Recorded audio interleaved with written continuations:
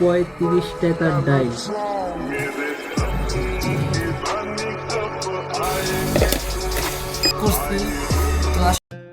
Guys welcome back my new YouTube video. তো আজকে একটি ডেইলি ভ্লগ করবো, ঠিক আছে? আজকে প্রতিদিন কি কি করি সকালবেলা ঘুমের থেকে উঠে, মানে একটু আগে ঘুমের থেকে উঠলাম যে 10টা 7 বাজে এখন। তো সকালবেলা থেকে বৃষ্টি, বাইরে খুব বৃষ্টি পড়ছে। अरे कहना क्या चाहते हो?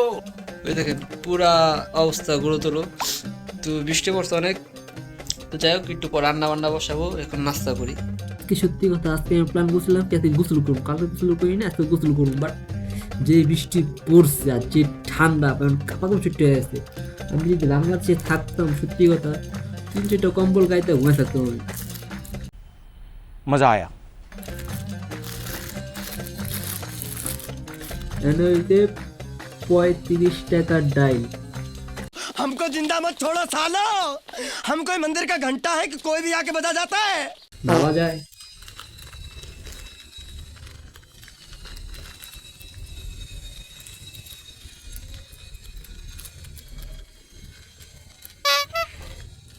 টাকার রুটি, বিষয়গুলো কি ভাবা জায়গায়? এগুলো গরম আছে। আরে রুটি সাইজ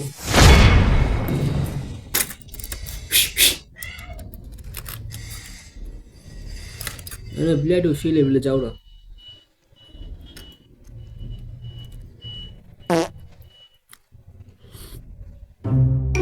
তো গাইস এখন কাটতেছি আলু, ঠিক আছে? আজকে রান্না মুরগির মাংস। 9 বছর আগে, হ্যাঁ 2016 সালে, যখন আমাদের পুরো ব্যাচটাই বেকার ওই টাইমে, তখন আমরা কি করব জানেন? তখন আমরা খেলতাম জুলাবাতি, এরকম কিছু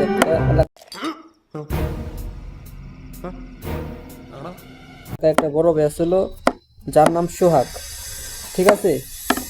তো সোহাগ ভাই, তো তাদের বিল্ডিং এর 5তলা বা 6তলায় আমরা এমন খেলতাম যে যেতাম শ্যামবাজার, ঠিক আছে? শ্যামবাজার যে আপনার কোন দোকান থেকে টমেটো নিতাম, কোন থেকে আলু নিতাম, কোন থেকে ডিম নিতাম, এক বন্ধু বাসার থেকে পাতলি চুরি করে আনতাম, ঠিক আছে? এমন করে করে সব বন্ধু মিল্লা রানতাম।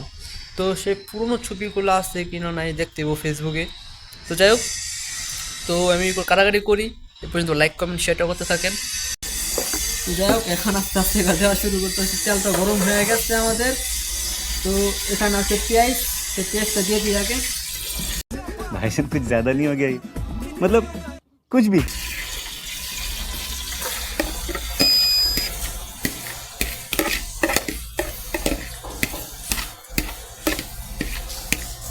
তো আমাদের পেঁয়াজ দেওয়া কমপ্লিট। ওখানে এটাকে এভাবে লাগতে হবে প্রায় অনেকক্ষণ।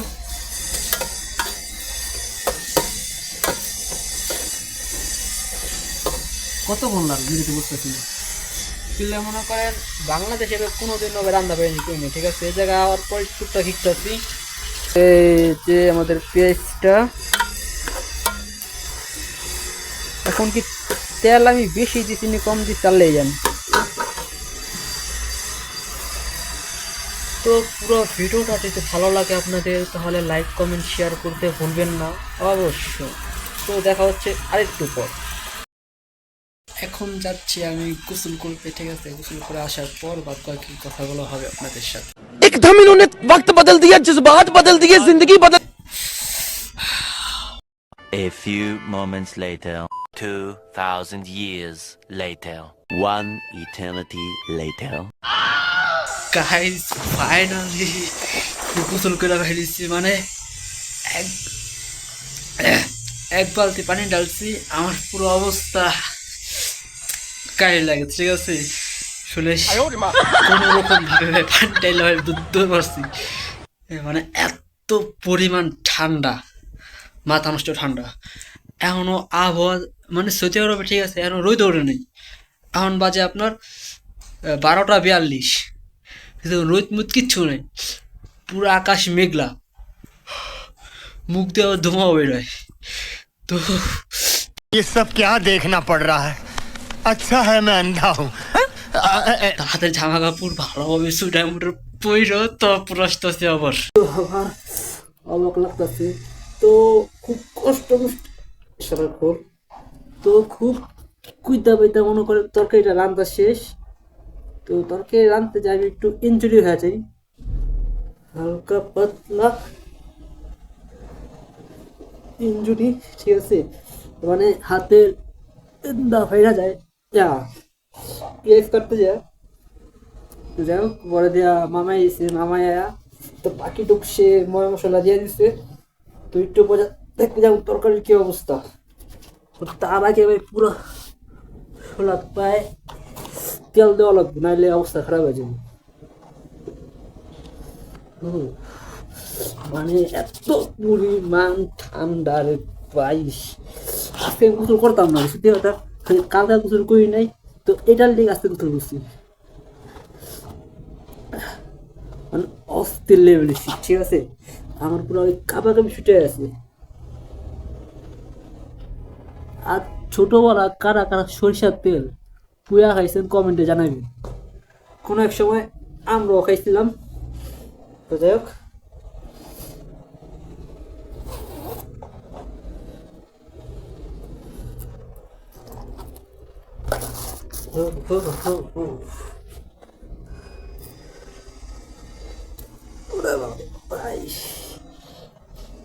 এই বয়সে একটু ব্যথা শুরু হয়ে গেছে, বাকি বছর তো পড়েই নিছে। তো এই হচ্ছে নিচের থেকে নিয়ে উপর পর্যন্ত ফুল রিভিউ, ঠিক আছে। আমরা এখন তরকারিটার দিকে, তরকারিটাকে কিরকম হয়েছে ওয়াও। তো দেখতে পাচ্ছেন যে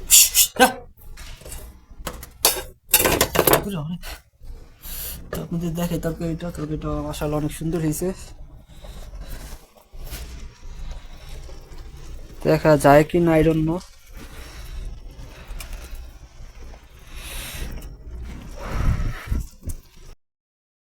এই হচ্ছে যে তরকারিটা, ক্যামেরাটা এতটা কি সুবিধা না মনে হয় আমার কাছে। তো যাই হোক